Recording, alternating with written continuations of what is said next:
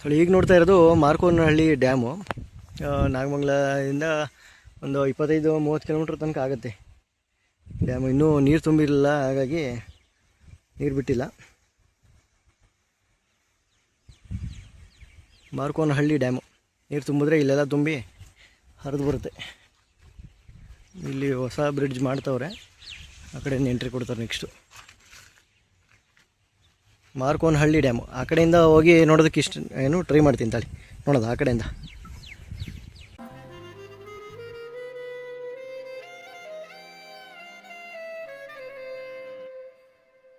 ಮಾರ್ಕೋನಹಳ್ಳಿ ಡ್ಯಾಮ್ನ ಮೇಲ್ಗಡೆಯಿಂದ ನೋಡೋಣ ಒಂದ್ಸಲ. ಅಂದರೆ ಡ್ಯಾಮ್ ಪಕ್ಕ ಜಾಗ ಇದೆಯಲ್ಲ, ಆ ಜಾಗ. ಡ್ಯಾಮ್ ಗೇಟ್ ಎಲ್ಲ ತೋರ್ಸೋದಕ್ಕಾಗೋದಿಲ್ಲ, ಬಟ್ ಇಲ್ಲಿ ಮೇಲ್ಗಡೆ ನೀರು ಎಷ್ಟೈತೆ ಅಂತ ತೋರಿಸೋಣ ಬನ್ನಿ. ಇನ್ನು ಮಳೆಗಾಲ ಇವಾಗ ಸ್ಟಾರ್ಟ್ ಅಲ್ವಾ, ಸೊ ಇನ್ನೂ ಮಳೆ ಬಂದಿಲ್ಲ. ಮಳೆ ಬಂದಾಗ ಇದೆಲ್ಲ ತುಂಬ್ತದೆ ಆ ಕಡೆ.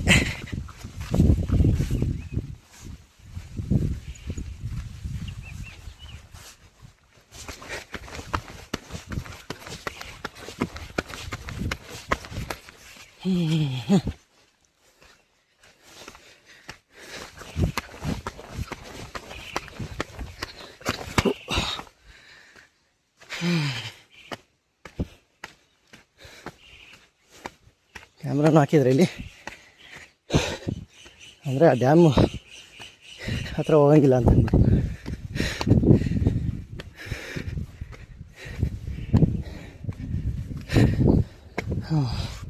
ನೀರಿನ್ನೂ ತುಂಬ್ತಾ ಇದೆ.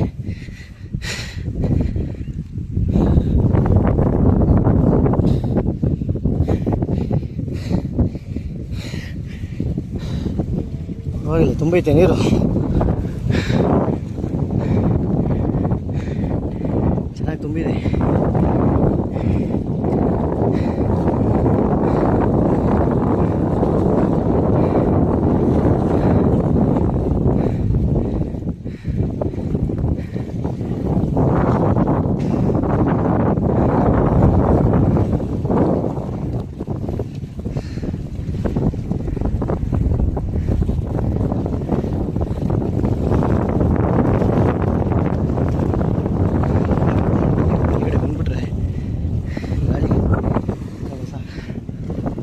ಚೆನ್ನಾಗಿದೆ.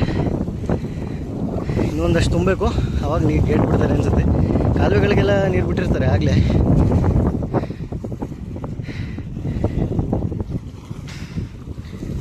ಮೋಸ್ಟ್ಲಿ ಯಡಿಯೂರಿಗೂ ಇದೇ ನೀರು ಹೋಗುತ್ತೆ ಅನಿಸುತ್ತೆ, ಈ ಡ್ಯಾಮಿಂದ.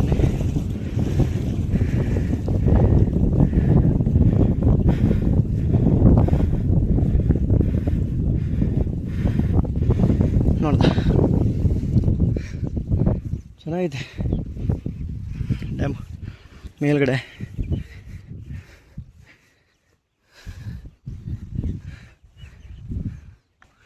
ಡ್ಯಾಮ್ ಗೇಟು ಒಳಗಡೆ ಬಿಡಲ್ಲ, ಡ್ಯಾಮ್ ಮೇಲ್ಗಡೆ. ಬಟ್ ಓಕೆ, ಇಲ್ಲಿ ನಾನು ನೋಡೋದಕ್ಕೆ ಅವಕಾಶ ಸಿಗ್ತಲ್ಲ. ಹಿಂಗೆ ಹೋಗಿ ಆ ಕಡೆಯಿಂದ ಹೋಗೋಣ ಕೆಳಗಡೆಗೆ.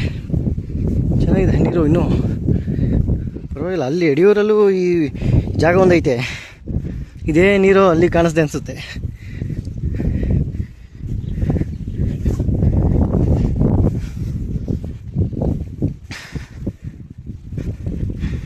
ಯಡಿಯೂರು ಸಿದ್ದೇಶ್ವರ ಸ್ವಾಮಿ ದೇವಸ್ಥಾನ ಇನ್ನು 7 ಕಿಲೋಮೀಟ್ರ್ ಐತೆ. ಸೊ ಅಲ್ಲಿಂದ ಸ್ಟಾರ್ಟ್ ಆದರೆ ಅಲ್ಲಿ ತನಕ ಹರಿಯುತ್ತೆ ಇದು.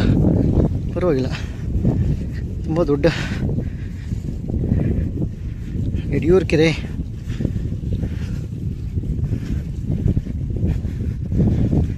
ಮಾರ್ಕೋನಹಳ್ಳಿ ಪರವಾಗಿಲ್ಲ. ಮಾರ್ಕೋನಹಳ್ಳಿ ರಿವರು ತುಂಬ ವಿಶಾಲವಾಗಿದೆ.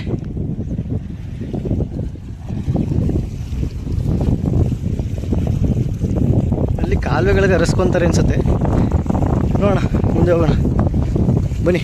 ನೆಕ್ಸ್ಟ್ ಪ್ರವಾಸಕ್ಕೆ ಹೋಗೋಣ, ನೆಕ್ಸ್ಟ್ ಸ್ಪಾಟ್ಗೆ.